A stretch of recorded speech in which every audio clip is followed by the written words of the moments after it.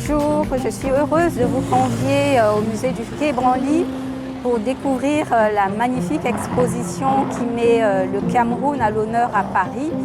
Cette exposition s'intitule « Sur la route des chefferies du Cameroun, du visible à l'invisible ». Une exposition qui met en relief l'art du Cameroun, qui met en relief les princes, les princesses du Cameroun, les chefferies traditionnelles. Et pour vous faire découvrir cette exposition, j'ai une invitée de marque, Cindy Olohou, historienne de l'art contemporain et présidente de l'association Wazani Ya Léo. Je vous invite à découvrir cette exposition avec mon invitée.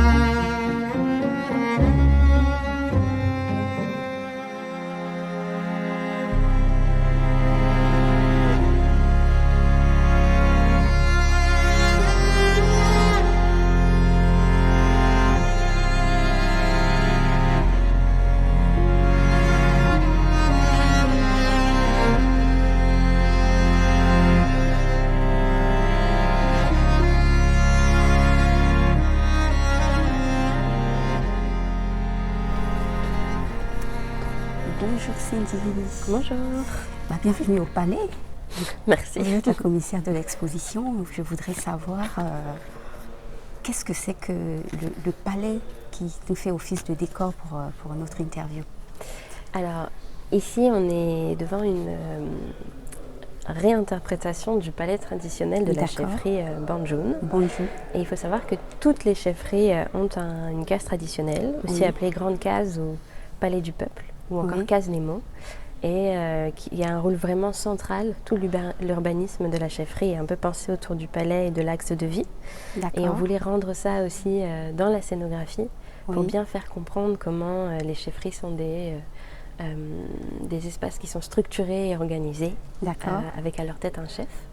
Et à la différence du palais de Banjoun, ici, comme on a fait préfabriquer tous les décors au Cameroun par des artisans locaux. C'est très important. On voulait vraiment montrer aussi la diversité stylistique des différentes chefferies, des différents départements. Donc on a mis un peu un panel de piliers. Et ici, nous sommes devant le palais, vous avez dit Banjoun. De Banjoun, celui qui nous a servi d'inspiration. Voilà, donc expliquez-nous, on va commencer par la devanture. Alors, il faut savoir que les piliers ont un rôle, l'architecture a un rôle vraiment essentiel. D'accord. Et très symbolique et porteur de sens. Donc, les motifs qui sont dessinés sur les piliers sont toujours en lien avec la fonction de l'espace où on se trouve, en fonction de si c'est une case de société secrète, de si c'est un palais traditionnel, du lieu. Et là, en l'occurrence, donc on va avoir des figures de notables de société secrète, dont un qui tient une corne à boire. On va aussi avoir des figures d'animaux très symboliques, comme le crocodile ou l'araignée mygale. Et pourquoi c'est symbolique? Parce qu'on retrouve ces motifs partout, sur le mobilier, mais aussi sur le ndop. Par exemple, le crocodile est évoqué par un losange avec des triangles à l'intérieur. Et c'est un animal qui est associé à la fertilité, à la fécondité et à la force, notamment. L'araignée mygale aussi est un animal qui est associé à la sagesse, à l'intelligence. Donc on va retrouver autant de ces éléments-là en lien avec un espace comme le palais du peuple, où justement, qui est un espace de vie communautaire, de discussion, de dialogue, d'échange. Donc on attend des interactions.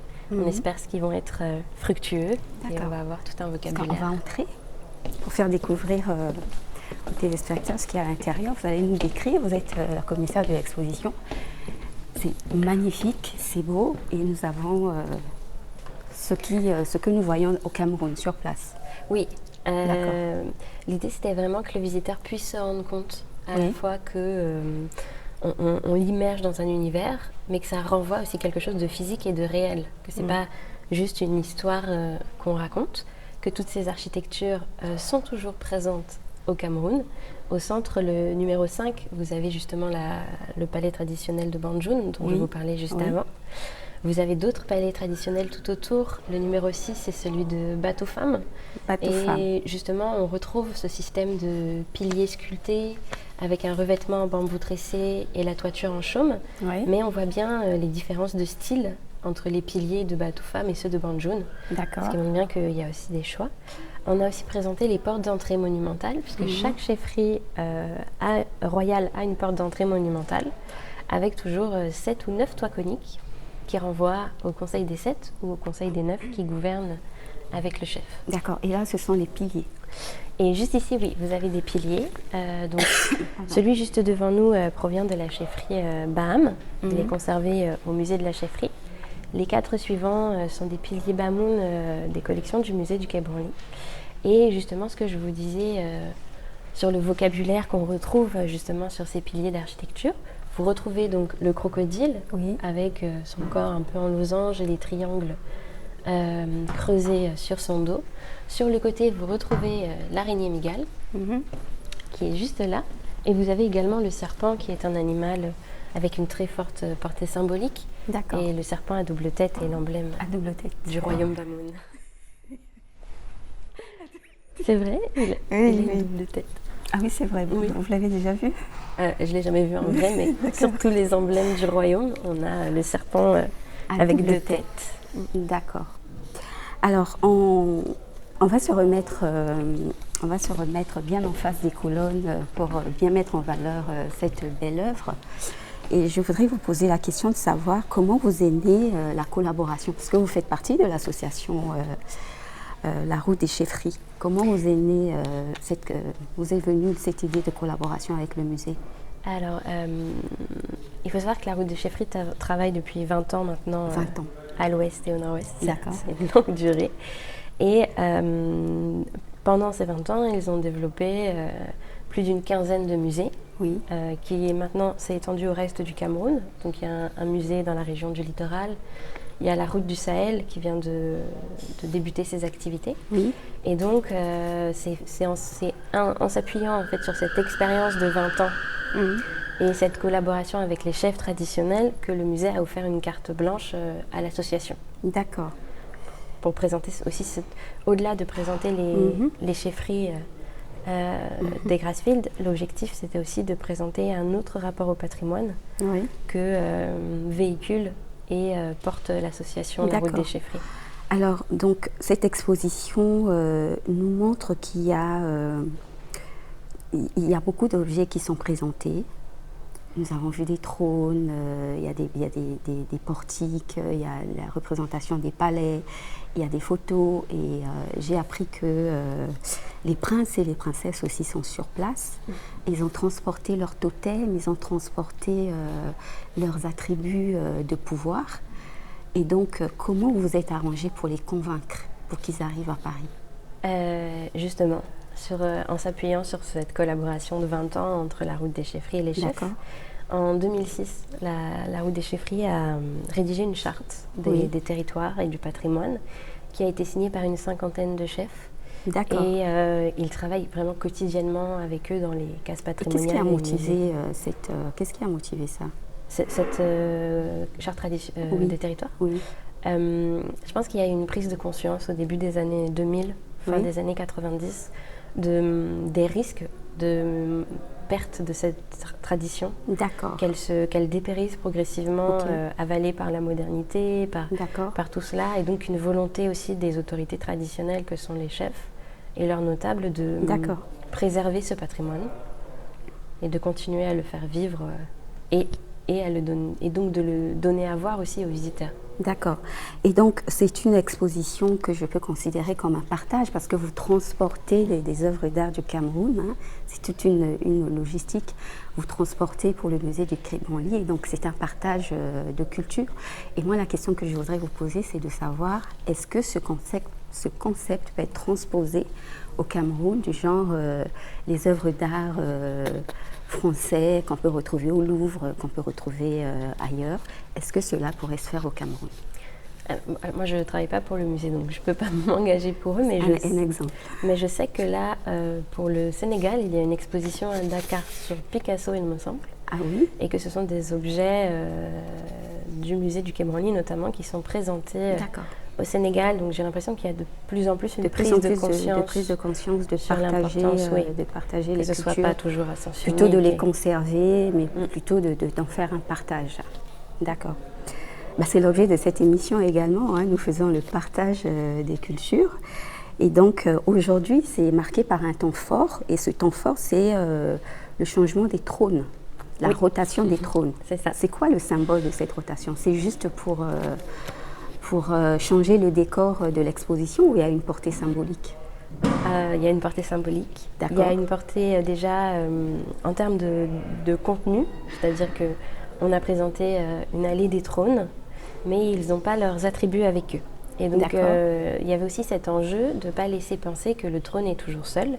Le chef siège certes sur un trône, mais avec tout un tas d'attributs autour qui sont des objets de pouvoir ou alors ou des statues protectrices ou des éléments chargés magiquement qui l'accompagnent. Le trône n'est jamais seul. Donc il y avait aussi cet enjeu-là. Et ensuite, c'était aussi important pour nous dans l'exposition de donner la parole aux communautés. Et donc, par exemple, dans tous les audiovisuels qui sont présentés, ce sont les personnes sur place, les chefs, les reines, les notables, qui expliquent ce que ces objets signifient et portent pour eux. Et pour les trônes, c'était aussi l'objet d'inclure la diaspora. Et notamment, c'est la diaspora et la communauté Bazou qui a pensé toute la programmation culturelle qui accompagne la rotation du trône. Donc là, on installe le trône aujourd'hui et dimanche 15 mai, il y a toute une série d'activités qui sont pensées de 14h30 à 18h. On en parlera, où le chef intervient, il y a des danses, le chef sera là. D'accord. Et c'est aussi un moyen de eux, comment ils veulent aussi présenter ce patrimoine au public du musée du Quai Branly et l'occasion parisien et l'occasion aussi de créer justement ce dialogue et cet échange, cette rencontre de rencontre de culture. Pour parler avec eux. Voilà, c'est très important. Et donc cette exposition met en valeur les chefferies du Cameroun. Donc qu'est-ce qu'une chefferie et quel est leur rôle, les chefferies traditionnelles? Alors une chefferie est définie par un espace, un territoire, un peuple, une culture et une langue, avec à sa tête un chef qui gouverne accompagné de conseils de notables. Donc le chef ne gouverne pas seul. Et elles ont un rôle... en fait, elles existaient à l'époque précoloniale sous forme de royaumes indépendants. Et avec la réunification du Cameroun, ces royaumes sont devenus chefferies, dans l'idée que le pays reste un et indivisible. Et les chefs ont le statut d'auxiliaire administratif, donc ils aident l'administration camerounaise. Et ils ont aussi un vrai rôle de garant des traditions. Donc c'est eux qui font vivre ce patrimoine. Ils sont symboliquement rois au sein de leur chefferie. Et ils ont une vraie influence, une vraie parole qu'ils portent auprès des communautés, qui est extrêmement respectée et écoutée. D'accord. Et j'ai vu qu'il y a une galerie réservée aux femmes, les princesses, les belles tenues de princesses. Et donc, quel est le rôle de la femme dans la chefferie? Est-ce qu'elle a un pouvoir particulier, la femme? Oui, enfin certaines, en fonction de leur statut. D'accord. C'était important pour nous d'avoir cet espace sur les femmes pour aussi déconstruire les a priori liés à la polygamie dans les chefferies. D'accord. Sans enjoliver. Et il y avait des a priori, pouvez nous en parler un peu? Pour un public français, on va dire, non familier, c'est un système qui est très très loin de la relation de couple à deux dans ce cadre-là qui peut exister et où les gens pourraient s'imaginer des femmes qui seraient soumises ou qui n'auraient pas voix au chapitre. Or, ce n'est pas du tout le cas. Les reines, et d'ailleurs il y a plusieurs statuts de reine. Reine ne veut pas forcément dire épouse du chef, on peut être reine à titre honorifique. Et il y a la Mafo, qui est la reine-mère et qui est la femme peut-être la plus puissante de la chefferie, qui est très très proche du chef, qui gouverne avec lui. Et donc c'est honorifique. La Mafo? La Mafo? Non, c'est vraiment celle qui a donné naissance à un chef. La reine-mère, on parle de la Mafo. D'accord. Et pour les autres reines, après, elles ont d'autres fonctions qui peuvent être liées au titre qui leur est attribué. D'accord. Et elles participent au développement économique, social, à la structure de la chefferie. Elles sont aussi les gardiennes des lignages. Elles assurent tout le rôle de fécondité et fertilité. Et pour revenir sur la figure de la Mafo, c'est vraiment la femme avec le statut le plus important. Elle participe réellement au pouvoir, elle gouverne avec le chef, elle le conseille. Bon, je vais demander à Joachim, si Joachim peut nous accompagner pendant qu'on discute, qu'on visite un peu le palais, la représentation, enfin, c'est vraiment pas le palais, mais c'est... vous pouvez nous dire davantage sur cet endroit? Ici, c'est vraiment le rôle symbolique jouée par l'architecture. D'accord. Et donc, comment elle est porteuse d'un message et que ce message est aussi, est à la fois pratique mais aussi effectif. C'est-à-dire que les symboles représentés ont une charge au sein de la chefferie et indiquent des éléments à respecter. D'accord. Et il y a aussi un côté très technique et pratique. Par exemple, les cadres de porte, comme c'est le cas ici, sont assez petits et étroits. Et ça a un rôle défensif pour que lorsque les ennemis veulent attaquer la chefferie, ils doivent se pencher et lever les jambes, ce qui fait qu'il y a un déséquilibre et ils ne peuvent pas, une armée ne peut pas s'engouffrer dans ces espaces. D'accord. On ne peut pas sortir. Et donc, on va parler des activités. Donc, parmi les activités autour de cette exposition qui est consacrée au Cameroun, au Cameroun. Et il y a des conférences, il y aura de la musique, il y aura du cinéma, notamment la parade, la grande parade qui m'intéresse beaucoup. Je voudrais en savoir davantage. Alors la parade des civilisations, qui se tiendra le 10 juillet à Paris. Oui, dites-nous, c'est très très intéressant. Est une grande parade qui a été pensée pour mettre en avant les cultures vivantes du Cameroun dans son ensemble. Ça c'est une première, je pense. Parce que l'exposition est vraiment centrée sur l'ouest et le nord-ouest. D'accord. Là, la parade des civilisations concernera vraiment l'ensemble du pays, avec une cinquantaine de chefs et une cinquantaine de reines qui vont se déplacer. Alors eux les chefs ne vont pas parader, mais ils seront accompagnés de leur cour, de plus de 70 danseurs qui eux vont danser. Et c'est les chefs ils vont marcher, ils seront sur leur trône. Les chefs vont donner le top départ et ils vont marquer l'arrivée de la parade. Et ils vont marcher ou ils seront portés sur leur trône? Ça, c'est en cours d'organisation. D'accord. Mais en tout cas, tout est organisé autour de leur présence. Et il y aura donc plus de 70 danseurs. C'est un événement qui est organisé avec le partenariat de l'Institut français, de l'ambassade du Cameroun en France et de l'ambassade de France au Cameroun. Donc c'est aussi à l'image d'un dialogue entre les deux pays. Et il va y avoir dans un premier temps des danseurs issus des diasporas qui vont réinterpréter les danses traditionnelles. Dans le Bikutsi. Notamment. Dans le Bikutsi. Moi, je connais un peu le Cameroun, donc je connais bien le Bikutsi. Et ils vont aussi réfléchir sur les costumes, c'est-à-dire comment donner une dimension contemporaine aux costumes traditionnels. D'accord. Et donc tous ces éléments vont se mêler ensemble lors de la parade. Et il y aura également des marionnettes géantes. Ah oui, ça va être extraordinaire. Qui vont intervenir et qui représenteront les 4 grandes aires culturelles. Ça va être extraordinaire du Cameroun. Pour le public parisien pendant l'été. Et le parcours, ça va être le musée du Quai Branly, Trocadéro, place de la Concorde. Oui, et avec un passage par les Invalides. Et un passage par les Invalides, va arriver au Théâtre de la Ville de Paris. Ah. C'est là que se situe l'arrivée. Et ça va se faire en une journée Oui, c'est 2 kilomètres de parcours. C'est assez restreint, mais il faut pouvoir faire circuler. Alors, on va parler de toute autre chose. Et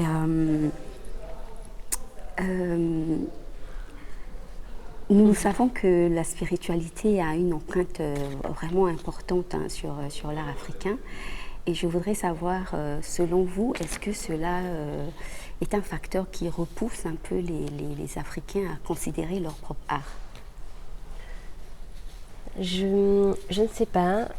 Je ne pourrais pas vous donner de réponse tranchée à cette question, mais pour les retours que j'ai eus de l'exposition et le fait d'avoir travaillé avec les sociétés secrètes, les notables et au Cameroun sur place, il y a des gens pour qui il y a un peu cette crainte-là, mais c'est aussi pour beaucoup une dimension supplémentaire, c'est-à-dire une charge en plus qui, par exemple, le fait de savoir que tous les objets de l'exposition sont des objets vivants qui sont utilisés au Cameroun, a fait venir aussi beaucoup de public qui s'interrogeait sur est-ce que ça change quelque chose une fois devant l'objet que d'être face à quelque chose purement qui est présenté dans un musée. Et je pense aussi qu'il y a beaucoup d'a priori liés à la méconnaissance, en fait, de crainte d'une spiritualité qui est peut-être pas toujours... Je ne sais pas si c'est à moi de dire ça. Après, maintenant qu'il y a beaucoup d'églises, beaucoup de chrétiens maintenant en Afrique, et c'est comme en contradiction en fait les croyances Religieuse, vous voulez dire? Voilà. Je ne pourrais pas parler à l'échelle de tout le continent, mais pour le Cameroun, c'était assez fascinant, mais notamment quand on a préparé l'exposition, on a assisté aux funérailles de la reine-mère Aba Menginda. Ah oui. Et c'était très drôle puisqu'on avait une messe œcuménique, donc avec un curé et un pasteur qui ont fait la messe. Et après, on a eu les funérailles traditionnelles. Oui. Et donc, ils ont l'air d'avoir trouvé un équilibre entre les deux, où religion et religion traditionnelle coexistent et s'équilibrent plus ou moins dans la vie quotidienne, puisque les funérailles, qui sont vraiment des éléments qui font venir beaucoup de monde à l'Ouest, qui est un des piliers vraiment de la culture bamileke, qui est très vivant autour du culte des ancêtres notamment, s'associe aussi avec des messes et des cérémonies religieuses classiques. Merci beaucoup Cindy pour cette très belle exposition. Donc voilà, j'ai reçu Cindy Olohou, co-commissaire de l'exposition au musée du Quai Branly. Et donc encore une fois, je dis merci Cindy. Merci à vous très bonne, pour l'accueil. Merci et à très bientôt.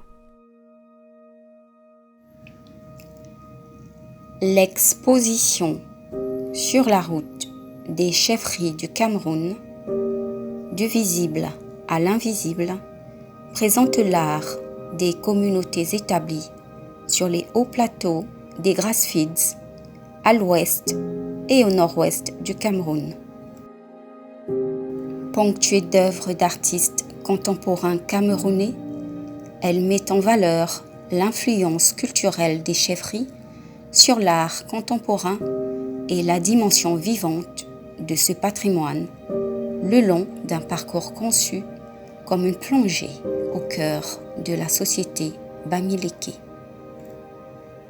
Art et société secrète, la troisième partie de l'exposition évoque les sociétés secrètes ou associations coutumières.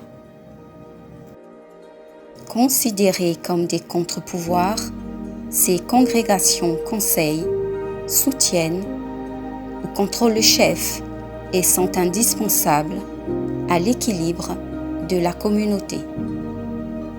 Lors des grandes cérémonies, elles manifestent publiquement leur puissance, toujours active. Les associations coutumières ou sociétés secrètes, dénommées KEM, constituent les rouages religieux, politiques, économiques et culturels sur lesquels s'appuie le chef pour diriger.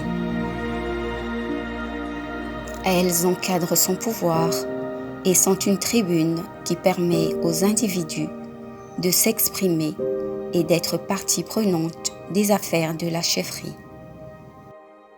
Elles regroupent des notables initiés qui se réunissent une à plusieurs fois par semaine. Investis de pouvoirs quasi divins, ces derniers en sont les principaux dépositaires, garants à la fois de la tradition et du lien entre le monde des ancêtres et celui des vivants.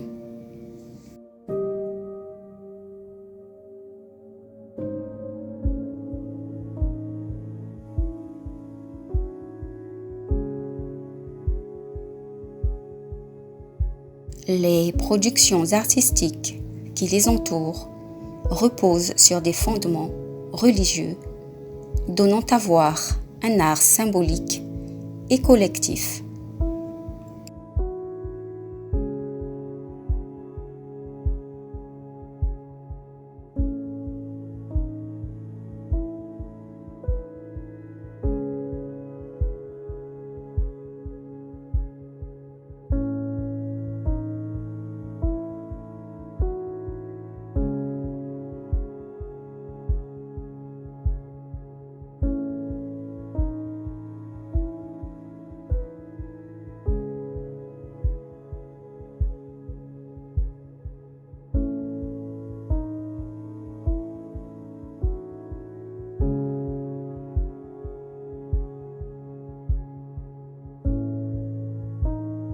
Les masques et les costumes des confréries font partie de leur identité. Ils sont essentiels à leur fonctionnement et rendent visible la puissance de ces associations.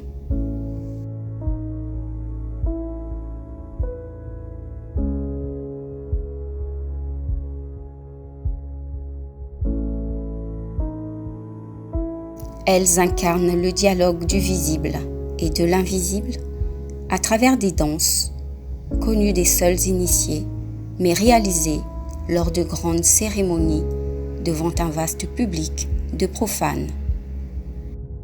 Chaque masque ne prend sens que dans cet ensemble: danse, musique, costume, cérémonie. L'art royal des Grasfits reflète son identité, notamment ses systèmes de croyances et d'organisation politique et sociale. Dans ce domaine, la religion constitue une importante source d'inspiration chez les artistes. Les objets sont imprégnés d'une atmosphère magico-religieuse, condition de leur création et de leur interprétation. Ils sont les témoins de l'histoire d'un peuple et garants de sa transmission. Le parcours se termine sur un espace immersif qui fait dialoguer des images d'archives et contemporaines de cérémonies où les costumes, coiffes, masques entrent en action par le biais de danses patrimoniales, rappelant de manière vibrante la dimension vivante de ce patrimoine. Les arts des Grasfits sont d'une extraordinaire richesse, tant au niveau de la typologie des objets que de la variété des couleurs et des motifs. L'art est un instrument au service du pouvoir. Trônes, statues, perlages, bijoux, tenues d'apparat sont des productions dédiées à la représentation matérielle du pouvoir et de son entourage féminin utilisé lors de cérémonies, rites et cultes. Si l'art ancien du Cameroun a fait l'objet de nombreuses expositions dans des musées occidentaux, sur la route des chefferies du Cameroun aborde la culture des communautés dans une perspective inédite et immersive, une démarche collective de préservation des patrimoines traditionnels. 25 chefferies représentées, 270 objets, 800 mètres carrés de décors créés par des artisans du Cameroun, 6 artistes contemporains, 8 films, 4 rotations de trônes. Sur la route des chefferies du Cameroun, du visible à l'invisible, est une exposition temporaire à découvrir ou à redécouvrir jusqu'au 17 juillet 2022 au musée du Quai Branly Jacques Chirac, 27 Quai Branly, Paris 7.